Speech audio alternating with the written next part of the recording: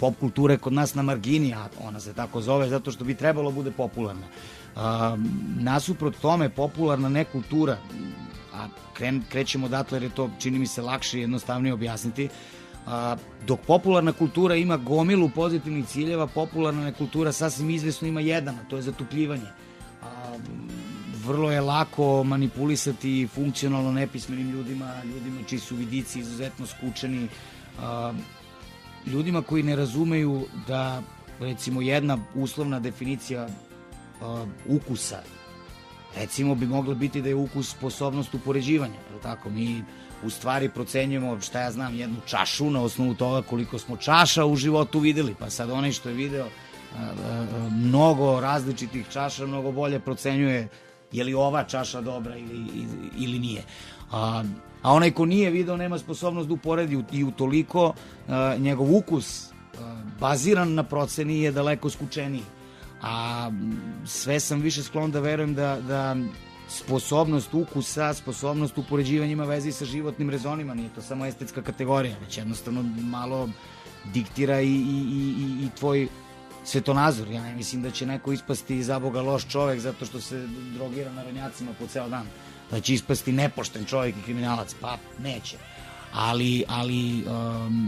Ali odabrati to u trenutku kad je sve dostupno, kad postoji internet koji bi meni bio, recimo, naučna fantastika, da mi je saopšteno kad sam imao, ne znam, 7 godina ili kad sam bio osnovna škola, pa i srednja kad je krenuo dial-up, da ti je neko tad kazao da će doći internet kakav je danas i da će ti biti dostupna kompletna istorija i muzike i kinematografije i književnosti i stripa i svega, i da ti uprkos toj dostupnosti biraš popularnu nekulturu i bivaš njenim konzumentom, to je onako dosta tragično i utiče na sposobnost promišljanja i zato nam se dešava sve ovo što nam se dešava. Jednostavno, kome možeš da podvališ gomilu stvari? Pa onome ko bira da ne zna ništa.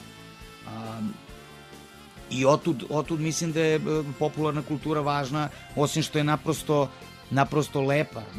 Ajmo da progovorimo već jednom o tome da kultura zapravo nije nekakva dosadna stvar kako šire mase smatraju. Šire mase to tako vide zbog načina na koji je kultura predstavljena, zbog načina na koji je zapostavljena i gurnuta na marginu.